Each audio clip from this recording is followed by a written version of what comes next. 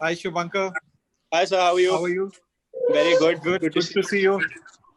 Good to see you Okay, too. I so was actually Shubhankar, connect this on welcome my to this little laptop, but chat. it wasn't connecting.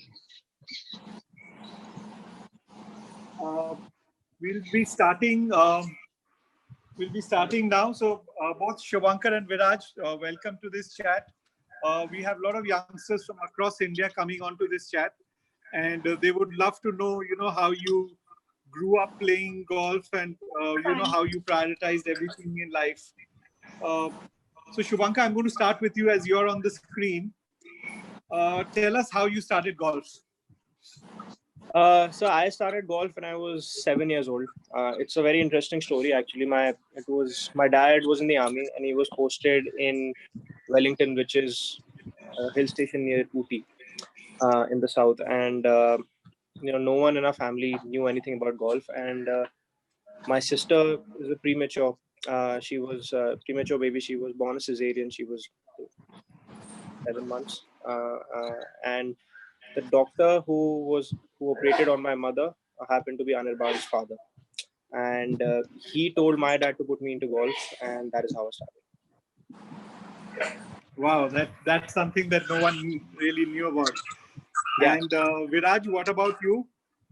I think I also started around the same time when I was 7 or 8. For me, it was a different story. I think I used to come to Tollygunge Club for swimming lessons actually, because I was quite fat and chubby as a kid, and I used to really hate swimming, if I can put it that way.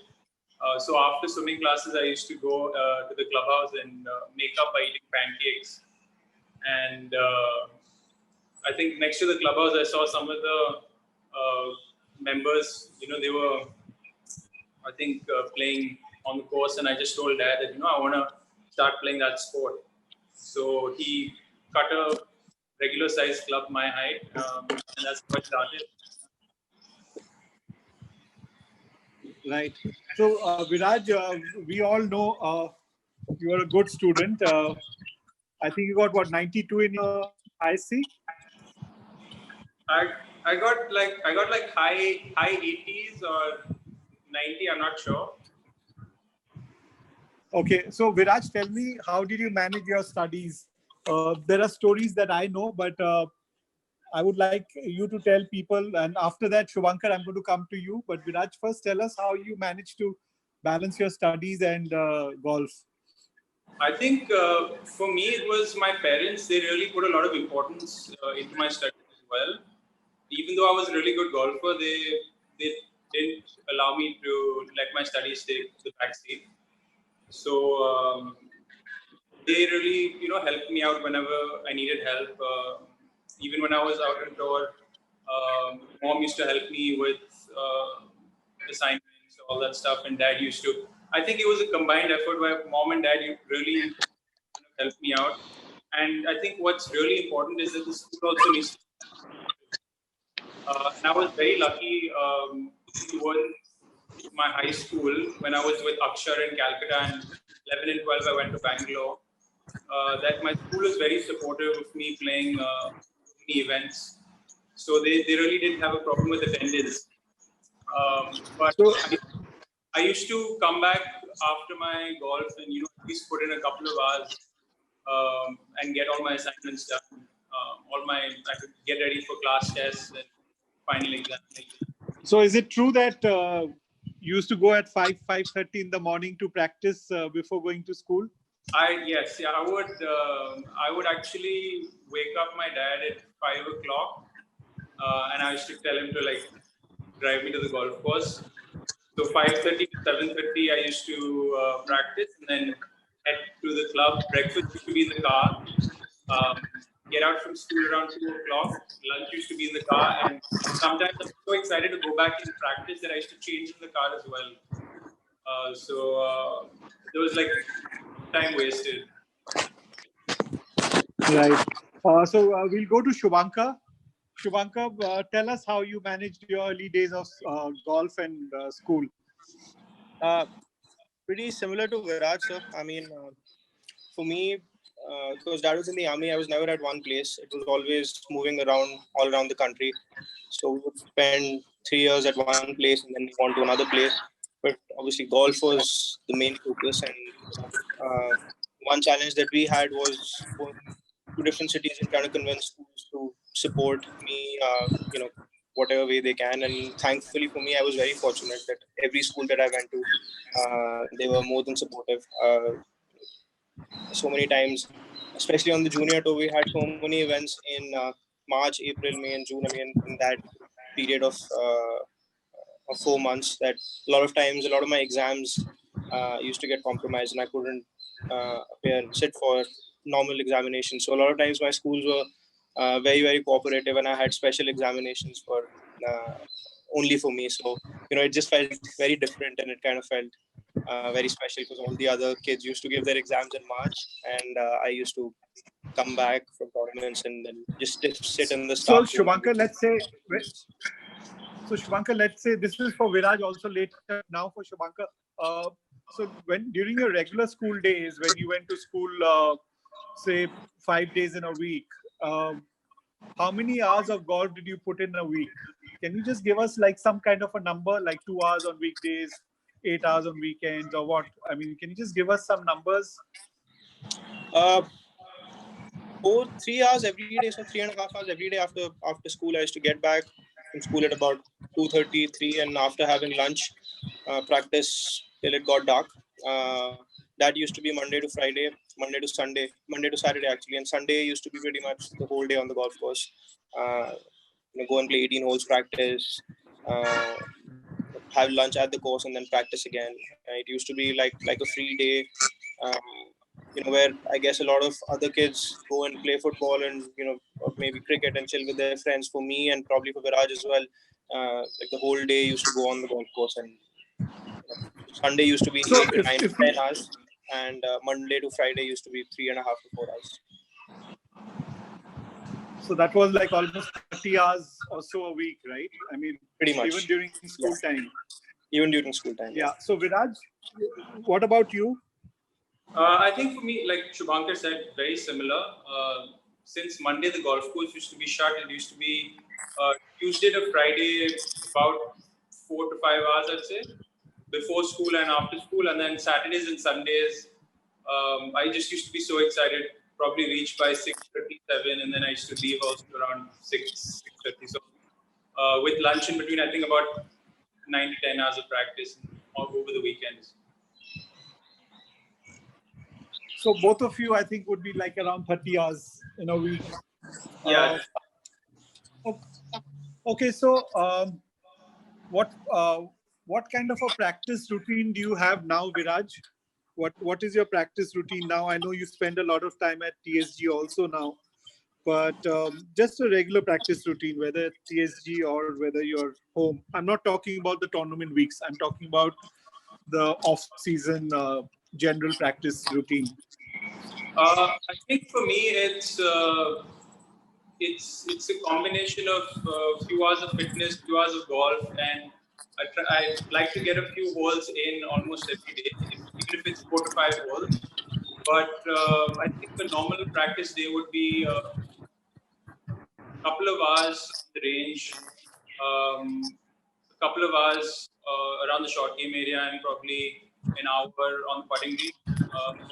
I go to the gym. I go to the gym 5 days a week. With 2 days of strength, 2 days of core, and I run a couple. To the fitness. So we'll come to the fitness in detail actually with both of you. So do you have fixed number of hours a week that you're going to do short game, long game, putting, holes?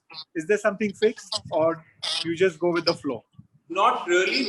There's nothing fixed, I'd say. But then for me, what I like doing is it just depends on, I think, which area needs more work. I have a minimum amount of hours that I put into each aspect of the game, and then from there it just increases or varies depending on which aspect I think needs a little more work that particular day or that particular week. Right. So Shubhankar, the same question to you. How do you put in? I mean, what is your practice schedule? now, like off season? Practice schedule for me, sir, is again, I don't really get much of an off season these days because I'm traveling so much playing. So whatever time I get home, I want to spend as much time as fitness and as possible. I feel uh, I do spend a lot of time working on my game while I'm on the tour. My coach Jesse sir comes along whenever he has time, and whenever I'm back home, I take a few lessons. But most of my time goes in just kind of getting ready for the tour. So it's a lot of many hours of the week spent in the gym, and then just working on the diet, nutrition, and just kind of getting everything primed for going on tour and playing. And then obviously come back and work with your coach. For me, Jesse, so we work on small things that need to be worked upon. But it's just that we play so much and we travel so much that it's just a constant process that you keep on going through. Even when on tour, you're always working at something. You're working to improve on something. So it's just a constant process. So, Shubhankar, this question again to you, and then I'll go to Viraj. Tell me what you think is the role of a parent. I mean, there is no doubt that both your parents as well as Viraj's parents have done a lot for your golf. But what are the key points you would tell parents? How to approach the youngsters, because coming from you guys will be a big eye opener for everyone. So how they encourage you, what is their role? You start talking about it, and I will help you complete it. Yeah, so like you said, I mean, parents they play a very big role in the development of a professional golfer. I mean, I've been a pro for the past 8 years, but my dad and mom have put in so much effort. Ever since I started playing when I was 7, 8 years old, mom used to travel with me all the time. Dad took leaves and traveled with me. So I wouldn't have been where I am without their effort. And it is a lot of effort. I mean, I'm sure a lot Okay, of so parents. I'll be a little more specific. When you played badly, when you had a bad round, what would your father? Well, I know mothers don't get too involved, but what would your father say? Dad and I have a very good relationship. I mean, he's really involved in my game, and you know, even till this day, we discuss a lot about what I have to do, what goes wrong on the golf course, where my mental space is during a bad round. So even when I was a kid, I mean, I had everyone has bad rounds, everyone has bad holes, but we always sat down and we always tried to analyze everything that goes on in my mind and why a certain mistake happened. Because I feel that is very important. I wouldn't say that a parent has to put a lot of pressure on the kid and force him to perform, but I also feel like analysis is important. And dad and I always analyzed every aspect, and we decided that there is work that needs to be put in uh, on a certain aspect of the game. Then you just go and work at it, and then you just wait for the result. It's just a process. So I guess it's just I guess what you are hinting at is that the parents shouldn't be putting that much pressure on the kid, and I guess that is right to a huge extent. But I feel like analysis and the process is very important, and that is what I went through as a kid. I mean, we used to So, analyze so, everything. so when you were playing, say when you were 14, 15 years old and you were having a bad round, did you think that, oh, dad is going to be upset, or mom will not be happy, or I'll get a firing? What went did this kind of stuff go through your mind? Not really. I mean, when I was a kid, I used to definitely get nervous in the beginning when dad used to follow. Dad still follows me. So I remember I used to get nervous when dad used to follow me. But I mean, I never really thought about the outcome. I never really thought that dad will get angry if I do something wrong. Because at the end of the day, I'm the one who's responsible for going and playing. So it doesn't really matter what other people think. I mean, even if my parents are walking with me, they know I put in the effort. I was never scared of making mistakes. If I guess that's what you're hinting at, I was never scared of that, and never scared of analyzing stuff. And obviously, dad was in the army, so we used to analyze everything properly and sit down and discuss everything. But I never got to a stage where I was scared of playing bad. Okay, so I'm going to go to Viraj now with the same question. Um, Even though I know the answers, Viraj, we would like to hear from you. Uh, what do you think is, there are two questions. What do you think is the role of the parent, of both the parents? I think for me, my mother and my father played two very different roles. I never used to discuss any part of the golf game with her, and she used to be the person to travel with me the most.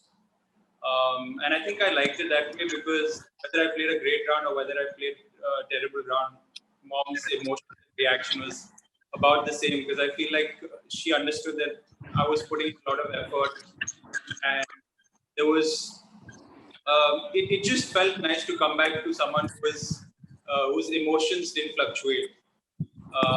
And then I feel like I used to call dad almost after every round.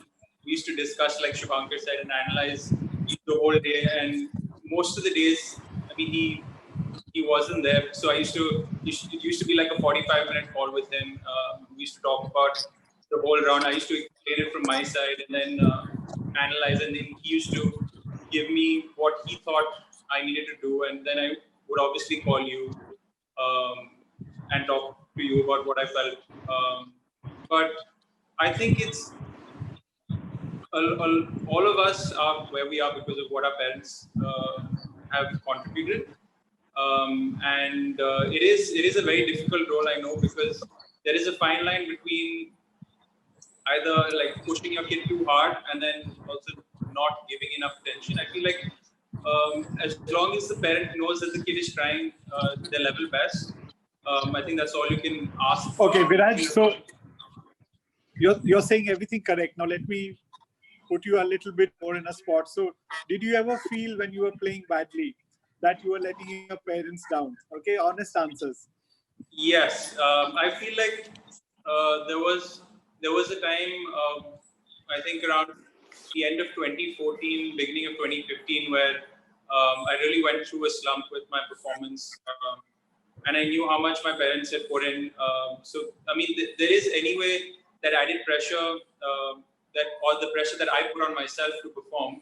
And then over that, I think it wasn't the best idea, but I think I was always in the back of my mind, there was that little doubt or that little fear that, I wasn't performing. And, there are so many people who have put in so much effort into my junior career. So whenever I used to come back with a bad round, and it just at that period, it felt like it was almost every day. I felt like I was letting them down also to a certain extent. Okay, so this is a question for both of you. So Viraj, we start with you. How do you handle pressure? I think that's a very wide topic. I think pressure can come in different forms. But okay, let me change the question. This will go to Shubhankar also. So when you're on the golf course and you are feeling a little bit of heat because you want to do well and you're in a position where you can play well. So it's like a crunch situation, and you are feeling a little nervous. Everyone does. So how do you handle that? So I feel like before, when I was a kid, I wouldn't deal with these situations as well as I do now. I feel like I've started doing a lot more of yoga and meditation, which has, I would say,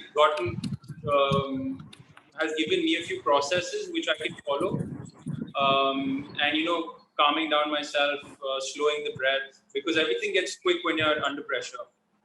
So for me to just realize that and realize what happens when I'm under a little bit of pressure, I think just analyzing that and then being able to work on specific aspects has helped me.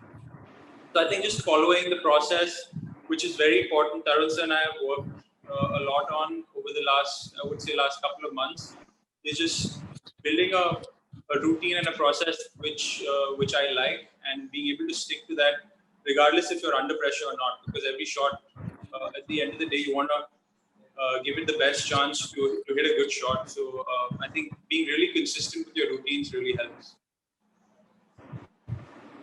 Right. So Shubhankar, well, I'm sure even there are times when you're on the golf course and you really want to do well and you're feeling nervous.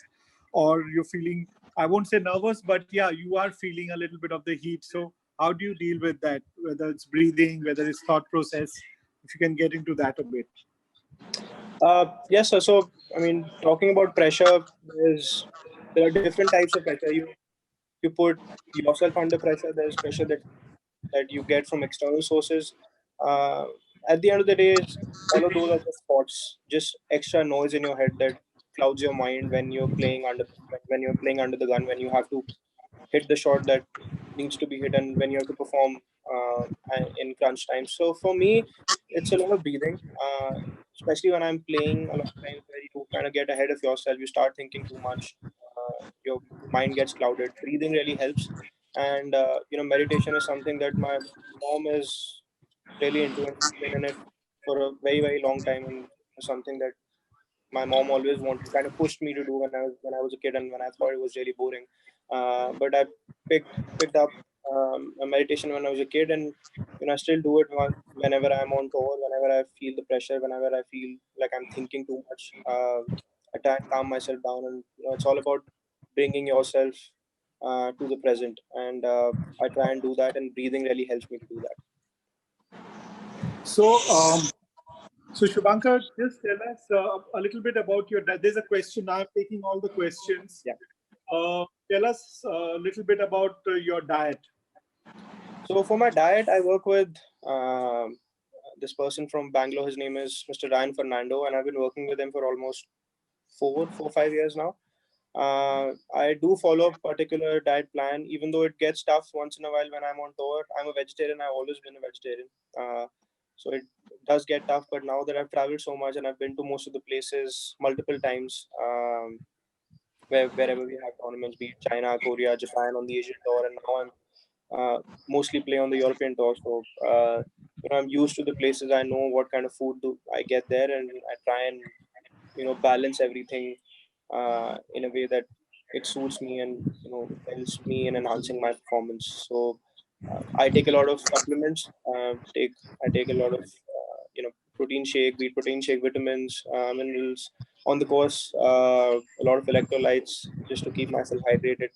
And again, it's very easy for me to follow my diet when I'm back home in India because I have so many options. I have my mom who's cooking all the time, so it's easy for me to get what I want exactly. But obviously, when you go on tour, and especially being a vegetarian, it demands a lot, and you have to put in a lot of effort. And I think Viraj also is now turned vegetarian, so just kind of waking up in the morning, making a shake for yourself that lasts you in the time you tee off, and then even in the breakfast, choosing carefully what you want to eat. That will help you throughout the round. Choosing the what electrolytes you have to have on the course, nutrition bars that you have on the course. All of those things are very important. Especially being a vegetarian, you need uh, your carbs, your proteins when you're on tour, and when you play in countries like China and Japan, they are not the easiest of places to get vegetarian food. So for me, I carry a lot of stuff with me, and I try and balance my diet to the best of my abilities. Right, Shubhankar. So there's one more question for you. Then I'm going to go to Viraj. Tell us a little bit about your golfing days before the age of 10. Just a quick Before one. before the age of 10, I actually don't remember much. I have a very faint memory of when I started when I was 7 8 years old. I used to go with my dad and I started playing golf together. So in the beginning, it was just going to the golf course. I used to walk with dad. He used to hit shots. I used to go and collect the balls because I used to find that uh, really entertaining. So I used to just run around the golf course, go and collect balls, and have a good time. And then after a year or so, well, actually after a few months, dad got me a club which was a cut down 2 iron, and which is not probably the best club to start golf with, but Well, we didn't know better at that time. And well, even my I first started with a cut down 2 iron. So I actually short game. You learn to your short game really improves with that. I think exactly. I mean, for me, I had that one club for almost a year, so I played every shot with that. And my earliest memories are of just playing with that. Then the next club that I got was a 3 iron. So I was just progressively moving uh, up the iron set, and then I got the 2 iron and the 3 iron were the two clubs that I had. And I think I got my first set, which was like a half set when I was 12, if I'm not wrong, 11 maybe. But before that, it was just those two clubs and a putter, and I used to just go around the golf course with that. Great. So Viraj, tell us a little bit about your diet. Even as same as Shubhankar, I've worked with Ryan Fernando too. I've been working with him for a few years now. We're still, I think it's like an experimentation where we're trying to figure out what exactly works for me and what doesn't work for me. So it's very important to be aware of what food types kind of suit you and what don't. I like to experiment a lot on myself. So I told Shubhankar a few months back that I'd actually vegan, but it wasn't really suiting my body type, and it was very difficult for me to actually stay vegan on tour. So I actually have gone back to eating non-vegetarian, but I do take a few supplements, electrolytes on the golf course. I've realized that I like a peanut butter sandwich and some bananas on the golf course. So it's very important, I think, to keep replenishing all the salts that you lose, and also to eat well and hydrate yourself on the golf course. So Ryan and I have, I think, sort of figured out a few things that I like, which I can get easily when I travel. I also carry a small blender with me wherever I go. So, mornings I make a little smoothie for myself and then a few eggs. So breakfast is probably very easy because, sometimes on tour we have like a 7 o'clock tee off and breakfast doesn't open. So I still need to get a proper meal in before I start my day. So I think it's my second or third year on the Asian tour, so now I actually know where all the grocery stores are and where I need to get all the groceries from.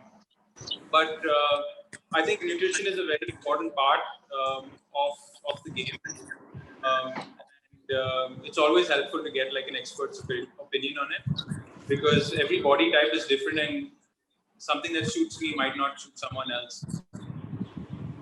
Right. So Viraj, there's a question which is a little different from what we are talking about, but this will go to both of you.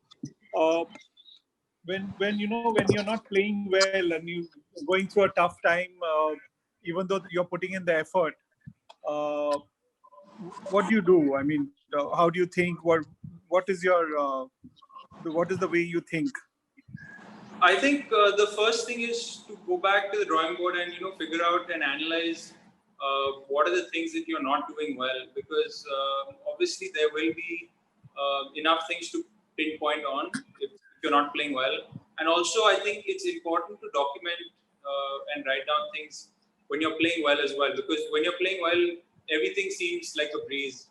But I think it's important to note down exactly what you think you're doing well. So when things change and they're not up to your standards, I think it's good to be able to go back and reflect on the things that you really thought you were doing well, and maybe it could be something very small like setup or ball position. So I think for me it's important, and I think again something that I've learned over the last couple of years is documentation and awareness. So I think it's just sitting down with the team, my team members, and just figuring out what has changed over whatever time period since I was playing good golf, and just figure out what we can do better. Okay, so Shubhankar, how do you deal with disappointments and when results are not showing and you're putting in the effort? So I think this is it has a lot to do with acceptance. I mean, you just accept that these things will happen in golf, and even before you turn professional, you will go through a lot of lows. And it's just the sport that we play. The nature of the sport is such that you do go through phases where you're not playing well. You're putting in all the hard work. You feel like you are playing really well in practice rounds and not really performing on the golf course. And it can be mental, it can be technical. You might be using your energy on the golf course. There are so many aspects, but at the same time, you have to remember the times that you played well, and you just like Viraj said, you go back to the drawing board, you go back to the fundamentals, you kind of figure out what you did right when you were playing well. And for me, I do the same. I mean, last year for me, wasn't the best of years compared to what the way I played in 2018. 19 was very subdued. Nothing much happened. I got a lot of invites on the PGA Tour. I played a lot in Europe, but I didn't really have the best of seasons. And then towards the end, I kind of found my form and had 2 3 good finishes in some big events. Uh, but I think perseverance is the key. That's very very important in a game like golf. You just keep on pushing. You keep on going from one place to another. You keep on playing tournaments, and you just try and figure out what you did right when you were playing well, and eventually it will happen because if you've done it once, there's no reason you can't do it again. So it's just you just got to stay at it. Right. So, yeah. So, one more question. We've got a fan here. There's a boy called Arav, and he wants to ask you, uh, what was your practice routine like in your childhood? So, I think you've already spoken about that. There's another question which says that what is more important, short game or long game practice? Short game practice any day. Even now, that's something that I struggle with. Uh, that's one of my weak areas in the game, short game, and I spend most of my time chipping and pitching around the practice green. I mean, be it here in Chandigarh or even when I'm playing on tour, I try and spend as much time as I can around the chipping green. And definitely, I mean, for a junior who's starting out, or even for an established junior or an amateur, or even for a professional, they'll all agree that short game is something that kind of saves you. You might have bad ball striking days, but you definitely need a good short game if you want to win on the highest scores in the world. Right. So, Shubhankar, also tell us, now that with the lockdown and another couple of weeks to go, maybe more, uh, what should a golfer do? I mean, how should a youngster stay in shape? Let's say he doesn't have an opportunity to, hang curtains and hit balls because a lot of people don't have that luxury. So, if you don't get to hit any balls, what do you do? So I think the most important thing in this lockdown period is, I mean, it's not easy for sportsmen like us to stay indoors because we're not used to it. A lot of people must be feeling very very tired mentally because there's nothing much to do. So I feel everyone needs to keep a very positive attitude. That's very very important. I mean, mentally you still have to think about the positives. I mean, there's so much to do even when you're indoors. I mean, for me, I've not really put up mattresses. I'm not hitting balls. I chip a little bit in my garden, but I try and make air swings. I've been working out a lot. I've been watching a lot of golf videos, watching a lot of my old swings. I'm a big Tiger Woods fan, so I just keep on watching his documentaries. So I feel it's just you just have to kind of stay motivated. I was a few days ago. I was looking at one of Rory's videos, and he was talking about how he's trying to do whatever best he can while staying indoors. Obviously he has a big setup. He's hitting balls and working out and stuff. But I mean, everyone has space to work out, and you don't really need weights. You don't really need fancy equipment to work out. You can just grab a mat and just do a lot of body exercises. You can spend a lot of time with yourself. I mean, I think there are a lot of positives. So many blessings in disguise. Even with this lockdown, and uh, I guess for me, I'm just spending this time to kind of rediscover myself, figure out what is important right now, how I can spend more time with my family in terms of golf, just stay motivated, try and do small things, be it meditation, be it working out. Every small thing will definitely help in getting closer to your goal. I mean, this is to all the juniors and amateurs out there. I mean, every small thing, every small effort that you put in every day will help, and I think everyone will kind of only come back stronger after this lockdown ends. Great. So, Viraj, what's more important to practice, short game or long game? Definitely the short game. It's like Shubhankar said. It's the one. It's the area which really saves you. And at the end of the day, I think the most pressure is there because you have to hold out, and the short game is what helps you to do that. So, like I think I read somewhere, or I was told by someone that I really enjoy Jason Day's work ethic. So I was told that his ratio of short game to long game is 6:1. which I think is quite staggering. So for every, let's say, half an hour of balls that he hits, he does 3 hours of short game. And that just shows you. And I feel like you can be so creative around the greens. You can just spend hours without really getting bored. There's so many drills that you can do on the putting green. There's so many different shots that are there to play and to learn how to play around the green. So I think it's so exciting, personally at least, to be practicing short game. I definitely wouldn't have said this when I was a 10-year-old, because I used to love beating balls and just seeing the ball go as far as it could. But now I realize that short game is a lot more important. Okay, and what do you advise the juniors during this lockdown? How to stay sharp? I think the most important thing is setting weekly goals, short-term goals, because for anyone, it's difficult not knowing when it's going to open up and when we'll be able to go back out. So just the fact of not knowing is difficult to really get any sort of motivation. But I think just setting short-term goals, for me personally, I've been trying to put up weekly goals. So let's say a couple of days of working out every day, meditating, just let's say 200 swings. So you can do whatever you want. So for me, I've been trying to stay really active even when I'm at home. I've got a couple of dumbbells. I've got a Swiss ball. So I've been talking to my trainers, and I've been able to get like a home workout 3 days a week. And then my mom and my dad, they go for a walk to the on the terrace every day. So I kind of join them. It's a little bit of fresh air. It's some way of staying active. And then I try and get a few swings in. I'm lucky that I have a garden. I can hit a few balls. So I try and hit at least 100 balls every day or every second day, I would say. And for me, I've always struggled a little bit with flexibility.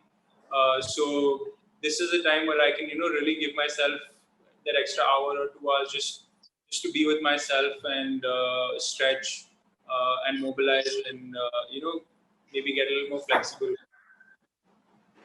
So Viraj, can you touch your toes? I can touch my palms to the floor. Oh, very good. Okay, so Viraj, just one more question to you, then I'll go to Shubhankar. Did you have a plan B, just in case you didn't make it? Well, both of you have got a long way to go, but still you guys have achieved so much. Did you have a plan B in case you didn't make it as a player? I honestly, I think I was really lucky that as a junior, I was always performing well. So I think by the time I was 14, 15, I realized that I really wanted to be a professional golfer. And luckily for me, my career graph so far has been upwards. So I would say I personally never thought of me failing to be a professional golfer. I always put in the work, and I don't know if it's a good thing or if it's a bad thing, but I never really had a plan B. I was determined, and I really wanted to be a professional golfer. So I think I'm lucky that I became one. Right. So this is for Shubhankar. Shubhankar, did you have a plan B? No, sir. Same as Viraj. I decided very early on that you guys agree to everything, huh? that's one of the reasons why we are such good friends. I've known him since I think I was 9 years old or 10 years old, and we've played together since then. Never really thought of doing anything else. I very, very strongly wanted to be a professional golfer, and ever since I was 11 years old, I kind of decided this is what I want to do, because I was spending so much time on the golf course, and even my parents pushed me. There was no real hindrance from anyone. So it was all up to me, and I always wanted to be a professional golfer. And like Viraj said, I'm very lucky that I got all the opportunities that I got, and I could, utilize them and get to where I am today and be enjoying my life as a professional golfer. Okay, Shubhankar, tell us the feeling playing your first Masters. What was your feeling like? It was very special. So it was I've last. seen the video of you driving in with I think Joy had put it up. So just tell us a little bit. I mean, how you felt. Obviously, a little nervous and excited, but say it in your words. It was very special. So I mean, the Masters is like the Wimbledon of golf. For most of us kids growing up in India, we all remember those sleepless nights, waking up, watching the Masters. Be it Tiger winning in 2005 or watching Baba win there twice, and so many of these players over the years who have won there. Adam Scott in 2013. These are very very special moments, and you yourself want to be a part of them. You, as a professional golfer, it's everyone's dream to go and play at the Masters, and I was very lucky. Everything happened so fast. I got an invite from the Masters committee, I think about a month before the Masters. So, nothing was planned, it just happened. And, obviously getting there was very special. Uh, everything is one of a kind at the Masters. Everything's very exclusive. And especially being a player, it's very, very special. Driving down the Magnolia Lane for the first time, obviously you've seen the video, that was very special. Just getting to the locker room, having your own locker, uh, going and registering as a player. You are treated differently when you're playing at the Masters, and there are so many people watching. That was something that was eye opening to me. And even on a Monday, all the stands were filled with people. The when we were at the range hitting balls, there were, I think, 1,000 people watching us warm up. Even on the course, the whole course was filled with people. That was something that was very very new to me, and I missed the cut by two shots unfortunately. But it was something that just the whole experience was something that I still remember very very vividly. And I really hope that I can work hard and get there, get back to the Masters as soon as possible. So just tell us quickly. You played with Nicholson and some of the top players in the world. So how was your experience like? Anything that you want to, tell us something that people don't know? uh, so before the Masters, the first tournament that I played on the PJ Tour was the WGC in Mexico, and that's where I kind of met a lot of these players. I remember going there in the beginning on Monday, and then just seeing everyone that I've seen on TV on the range and hitting balls. It was just very, very different. It was almost, I was like a kid at a candy store. I remember going onto the range and just standing there and watching everyone, like so Phil Mickelson, Rory McIlroy, Dustin Johnson, everyone there. And then obviously 2 months after that, I was playing the Masters, and all of those guys were there. So I made friends with a lot of them. I played with Phil in the final round of the WGC, so we spoke a lot then. And then I met him this year again in Saudi, and then we spoke again a lot. One of the funny stories, I don't know, I think a lot of people probably know this, was when I met Phil in Mexico. I think it was the third day, and I was on the putting green hitting a few putts, and Phil was about to tee off. And I was leading at that time, and my tee off was about in an hour, so I was going to go to the range and warm up. And I decided I'll go and say hi to Phil. So Gurbaz, one of my very good friends, and he was caddying for me, he was coaching me at that time as well. We kind of decided to go and say hi to him. And Gurbaz is a ASU alumni, so same as Phil. So we thought we'll go and say hi. I went and said hi, and he looked up to me and he said, "Not right now." After the round, and he probably thought I was there for his autograph. And he was just putting, and he just started putting again. I was like, "Oh, this was very weird." And I went and started hitting a few putts as well. But surely enough, 5 6 seconds later, he came up to me like, "I'm so sorry. I was in my zone. I didn't realize. Well played till now, and hope you have a great day today." And then he was very nice about it. And then he went and teed off, and then we played together in the final round. So that was a very funny story. My first encounter with Phil. And then at the Masters, I met Mr. Tom Watson for the first time. That was very very special because I had met all the players who were playing, who are currently playing at the WGC. But meeting Mr. Watson was very very special. I think he's one of the legends of the game, and that was very very special. I met Mr. Jack Nicklaus as well. That was very special. All of these things, all of these memories that I have, I still remember very very vividly. And it's Oh, great when you when you that was a really nice story to know. So Virat, this is for you. Somebody, you got a question. When you get nervous, what do you do? So how do you handle nervousness? Like I said earlier, it's just slowing down things, breathing a little slower, trying to breathe a little slower, bringing the breath back to normal as much as you can. Focusing on my routine, on my pre-show routine, and just sometimes it's just the fact of accepting that you're nervous and addressing that in your mind and just having like a small self-talk with yourself. Okay, and also there's another question. I think you've already answered, but still, um, when you're really disappointed after a round of golf, what do you do? Normally, just first I'd like to sit and analyze what went wrong with the round, and obviously there will still be some positives, so not to overlook that. But I think just sit and analyze what I could have done better, and I like practicing a little bit after every round. So I go back onto the range or to the practice green and try and work for the next day. Um, and yeah, just like Shubhankar said, also just accepting that we're going to have bad days and just come back a little stronger. Okay, Viraj, so there's one more question. How do you experience your college golf, whatever little you played? How was the experience? That you spent some time, you went to America, right? Yeah. I think what was college golf like? I think personally, I had a great 4 months. I was there for one semester, so I had a great 4 months over there. I was very lucky to be on to have my coach also really like me, because I've heard a few instances where a friend of mine has gone, or people have gone to college and the coach has just not liked them, and even though they were worthy of being on the playing team, they just weren't because they were on the wrong side. But I think for me, I really learned a lot about myself in college. It was the first time I was away from my home for so long.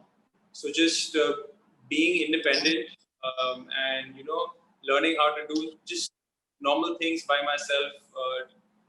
Keeping my room clean, doing my own laundry, cooking breakfast every day for myself, driving to the golf course every day, not having someone tell me when to study because I had to do it myself. So I think I just there was a lot more responsibility that I had to take, and I think I learned that I needed to be more independent, and I think I did a good job with that. And I think it also, in a way, it kind of got me ready for pro life, because we also spend so much time away from home, and we have to be independent and self-sufficient. So I think, in a way, it kind of helped me be when I'm on the course or on tour. But I don't think it was extremely difficult. I think going there for an undergraduate program, from what we learn in school over here, it's not very difficult to maintain a good GPA and play golf. But I just personally, I didn't think it was the place for me. I was also in a very weird spot because I just switched coaches. I just moved to Tarun sir, and we were working on a lot of things.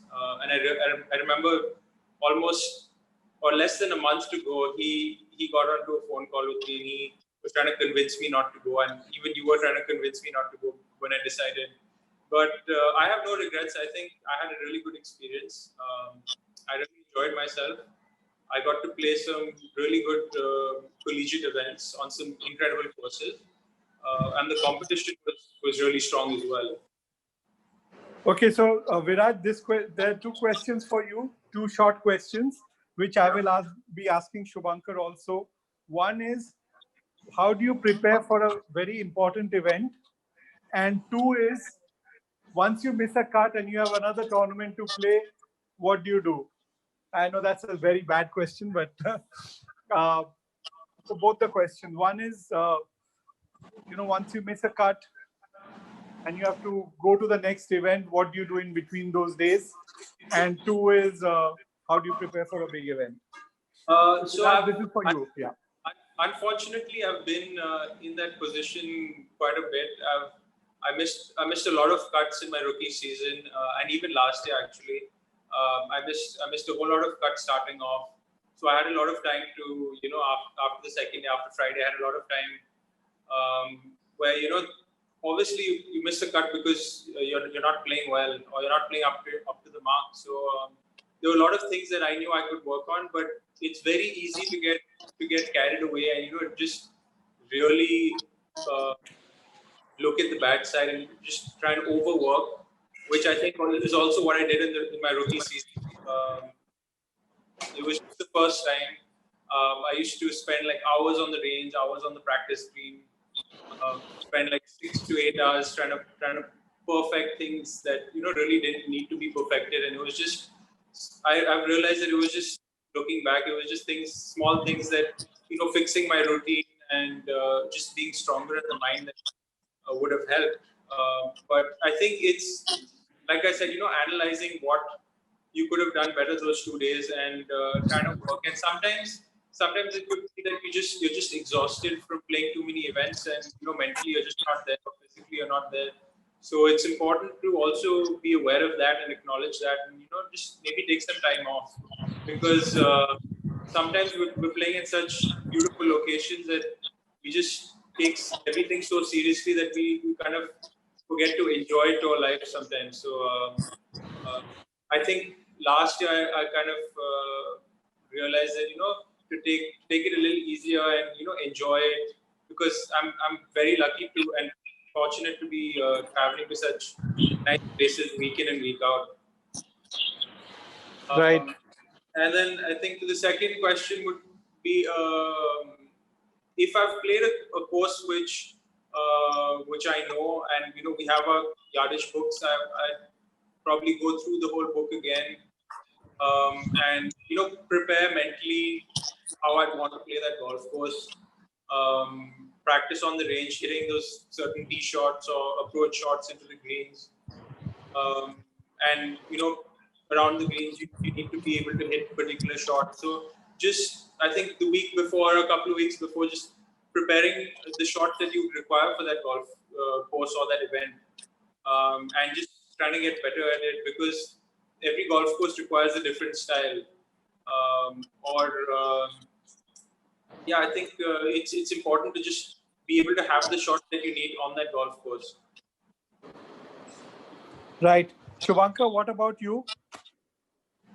So pretty similar to what Viraj said. Yeah, even for me last year, kind of realized that there's more to life than golf. I mean, so many times when you miss cuts, this is what I did early on in my career. I would just go to the range the next day. I mean, first of all, Friday after missing the cut used to be really bad. So you keep thinking, what did I do wrong and stuff like that, and feel bad about it. This was early in my career. I turned pro when I was 16. So when I was 17, 18, I used to feel really bad about it. Then spend the whole day on the range on Saturday, and then Sunday pretty much do the same, and then take the flight to the next tournament. But like last year, I kind of decided that I also need to enjoy being on tour, because I feel like both Viraj and I, we are very lucky to be living the lives that we are living.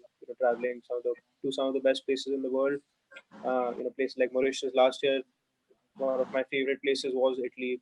Unfortunately, Italy is having a very, very tough time right now. But last year, that was one of my favorite tournaments. I didn't miss the cut there. Actually, finished 7th there. But every day after my round, I used to go out and sightsee as much as possible. Went and saw all the Roman ruins and the Colosseum and everything. So just try to enjoy as much as I could, and I think that is very, very important, and just gives you perspective. There's much more to life than just being on the golf course. You will have bad weeks, you will have good weeks, but it's important to enjoy it all life. And the other question you asked, how do I prepare for big events? Is it? Yeah.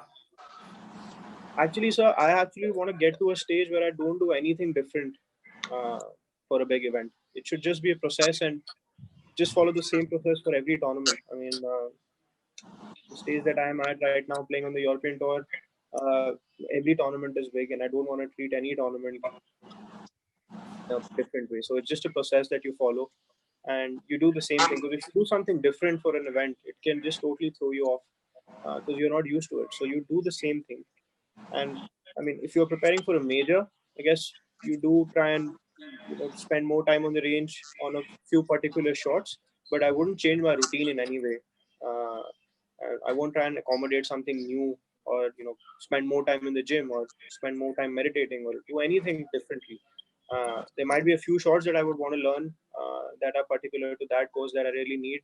If you're playing a US Open, then you would want to go and practice out of thick rough and figure out how to make those tough up and downs around the greens, and practice long putts. Or if you're playing the Masters, you would spend more time on the putting green. But I wouldn't do anything different off the course. I wouldn't really change anything in my diet or my routine to Okay, this try and is Shubhankar. This is a question from a parent, and I remember, when you were playing the All India Amateur, your dad and me had a chat about you turning pro. I think that All India Amateur you won. I think you beat Viraj, if I'm not wrong. Yeah. So the parent asked that my child plays on the circuit, on the junior circuit. When should we decide whether he should turn pro or not? So what would you say? I mean, in your thoughts. So personally, I think there's no right time or wrong time to turn professional. It's just a gradual. It's just a step that you take. It just happens on its own. I mean, the kid will know when he or she is ready to turn professional. I mean, for me, it was relatively early because at that time I'd played a lot on the junior circuit. Didn't really have much experience in the amateur circuit, but I didn't think I was going to gain much by playing on the amateur tour in India at that time, because most of the players that I played with were turning pro. The best amateurs at that time were turning pro. Chikka, Halin, Veer, Honey, all of these guys were turning pro. So I didn't see any merit in staying amateur and playing for 2-3 years on the amateur tour and then turning pro. One of the options that I had was also to go to college in America, just like Viraj did, but I decided not to. I feel the nature of the sport is professional, and eventually you have to become a pro. And if you want to have a successful career, uh, in golf, you're gonna go and play professional golf for maybe 20-25 years and achieve a lot. So there's nothing wrong in starting early, and kid will know when the kid is ready. Not to push the kid. I mean, for all the parents out there, uh, it's no big deal to turn pro early or late. It's just you just have to figure out when you're ready, and when you're ready, you just go for it. You shouldn't be thinking twice about it, because acceptance, like I said, you have to accept that you will have bad tournaments. You will miss cuts. No one's gonna go straight out of the gates and just start winning tournaments unless he's one of the top amateurs in the world. I mean, if you're just starting out, it will be tough in the beginning, but eventually everything will fall into place. And I feel like personally for myself, I learned so much in that first year as a professional, and I don't think I would have learned even 10% of it playing on the amateur circuit. So just wait for the right time and just see the scores. Obviously, you analyze the scores, you see what your performance is. You just don't straight away jump into the professional ranks. You see what Shubhankar, your playing averages and stuff. if you remember, you played your first Q school in the Indian tour with me. You I remember do. that in I remember Jamshedpur? that. That was in Golmuri, if I think. Golmuri, that's right. Golmuri. So we will just take a couple of questions to both of you, and then we will be finishing off. So this is for Viraj. So what is your studies plan after your class 12? Are you doing your graduation? What are you doing? I was enrolled in Jain College where I'd done my 11 and 12. After I'd come back from America, I'd enrolled with them.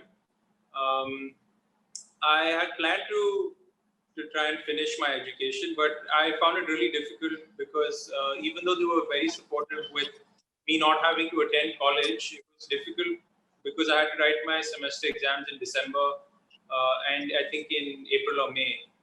And those, I think December is definitely very difficult because that's when Indian Tour and Asian Tour, they have a lot of the events, and that's when the tour ends. So it was very difficult for me to, really write that semester exam. And then April is again when things start to pick up a little bit in the start of the year. So I didn't pursue too much with Jain College after, I think, till a year or a couple of years ago. But I'm trying, like now I have a lot of time, so I'm trying to do some online courses, which take a couple of months. Anything that could help me, maybe something in business or finance that can help me. Like I said, be more independent and self-sufficient. But right now, I'm not currently doing anything with the college or with my education. Right. So this is for Shubhankar. Shubhankar, what about you? Same thing as Viraj, sir. After I finished, I was still in class 12 when I turned professional. So I finished that. And after that, I enrolled with the School of Urban Learning, Delhi University. And the first 2 years were pretty easy for me because I was playing on the Indian tour and examinations for the DU are held in May. So it was easy for me because I had off season, then I could go and prepare for my exams. Did that. And then the last 2 years, haven't been able to give my last semester, the third year exams, because 2018 I was busy playing the majors and I was in America mostly, and last year as well. I was busy with playing on the European tour, and May, June is prime time season in Europe, so I couldn't really afford to miss all those events to give those 5 exams that I have left. So I'm still hopeful that this year I wanted to finish it, but again with the whole lockdown thing, I don't know what's going to happen now. And I have requested them to give me different dates for those 5 exams that are left, because I've done the first 2 years and I would love to finish those 5 and finish my graduation. So I'm just waiting for that. And if I do get that opportunity, I would definitely love to finish them. Okay, you got 2 more questions, Shubhankar. Looking back at the last round of the WGC Mexico, what do you think you could have done differently on that round, on the final round? To start with, not make that 3-putt on the first hole. That first hole, there is a par 4, drivable par 4. And I drove the green on the final day and I 3-putted. And that kind of took some momentum away because both my playing partners, Phil and Tyrrell, hadn't made birdies. And then on the third hole, I hit this very good putt which just touched the lip and just went past. And I thought I made that, and that didn't go in. So I didn't get the momentum that I had. But I mean, something that I learned that week was that even though I didn't have the worst of starts, I had 3 pars in the first 4 holes. I had 4 pars in the first 4 holes, then I made a bogey on the fifth. I still could have fought back in the back nine, and I actually did. I came to within 2 shots of Phil, but towards the end, I just felt like I started thinking too much, and I put too much pressure on myself because I was just expecting to win because I was playing so well, and I felt like I could do something really big, and do something for Indian golf. If I win, it will be a huge win for the whole country. And I just, like I said, pressures are of different kind. There are some pressures that you get from external sources, and there's something that you put on yourself by yourself. I mean, you yourself put so much pressure on your. And Shubhankar, who's your best friend on the European tour? For now, I would say Aaron Rai is one of my best friends. We spend a lot of time together. Actually, Aaron and Gavin, both of them, we spend a lot of time together. And Aaron obviously is of Indian descent, but he's born. Right. And Shubhankar, just one more question. Who do you go to for your club fitting? I go to Gurbaz Man. I worked with him for many years now. Actually, my first set was fitted by him. He works here in Chandigarh, and I still go to him and I still trust him with my clubs. Okay, so Viraj, there's one more question for you. Then we'll just have a last word from both of you. So Viraj, on the final day of the Asian Tour event that you won in Bangalore, what was going on in your head, especially towards the end of the round? So through 9 holes, I don't think I was really thinking too much, because at the start of the round, I told my caddy that I don't know if he followed, but I told him that I didn't want to look at any leaderboards, and neither did I want him to look at it, because in the past when I was in contention on the PGP, I was I would really get myself looking at leaderboards and then not react the way I wanted to. I feel like it affected me adversely. So I told him on that day, after we would just do whatever we could, and then I think it was after 10 holes when Scott Vincent made the eagle on 10. that I realized that he was leading, because all the crowd was with our group. And it was just, I was just in this, I was very zoned in that day. I wasn't nervous. I was just very focused at the task at hand, doing my job. Honestly, the way he was playing, I really didn't think he was going to let up. I thought he was going to keep cruising, but he made a few mistakes, and I just did what I had. I don't think I did anything extraordinary. The whole week I played the back nine really well, and I think I just I did the same thing. I made birdies on the holes where I thought I should have birdied. I made 15 I think was the turning point where he had made birdie first, and I had like a 6 to 8 foot of birdie down the hill. I think when I hold that gave me a lot of confidence, and I think the 3-putt that he made on 16 really changed everything. But it was just I felt very comfortable being in the lead that day, and I was very aggressive even on the 18th hole when I had the lead, and I had the chance of laying up after being in the middle of the fairway on par 5. But I was aggressive and I went for the green. So I think I didn't change any part of my game plan. I was very confident because I was playing really well.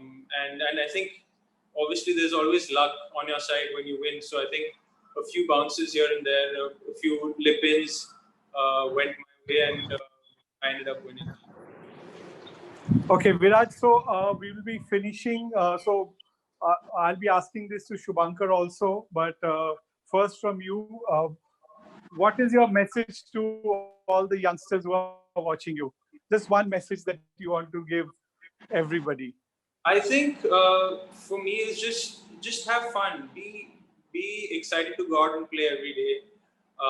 Every day is a new day to get better at something in your golf, in yourself. Just grow as a person. I think just be excited and make the most of what you have every day. And yeah, just be grateful with what you have as well. Right. Shubhankar, what about you? What's your message to all the youngsters who are watching? Yeah. So pretty much the same as what Viraj said. It's very important to I'm first of all have fun. Tired of both of you agreeing with each You other. really, it would have been good enough if you just had one of us, I think. But it's true, sir. You have to have fun if you want to play this game for a very, very long time. You have to fall in love with the game and just fall in love with the process of getting better every day. Don't forget that. That's very, very important. And enjoy yourselves as much as possible. That's my only advice, I guess. I mean, I'm sure everyone's working hard, but don't forget to have fun.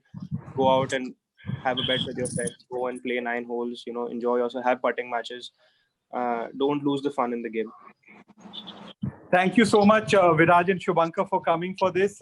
Before I end, I just wanted to say this to everybody. These two young boys are probably the most talented youngsters I have seen in my 30 years of pro career, and perfect role models. So, both of you are torchbearers to golf, of golf in India, and wish you all the best. And I know that, if I would want my kids to grow up and be, role models, it's just the both of you. Thank you so much. And I'll be sharing a copy of this recording with everybody. And all youngsters, you must look at this over and over again to know how you actually should conduct yourself. Thank you so much. Thank you, sir. Thanks for having us. Thank you. Have a nice day. Thanks. See you. Thanks, See you. Viraj.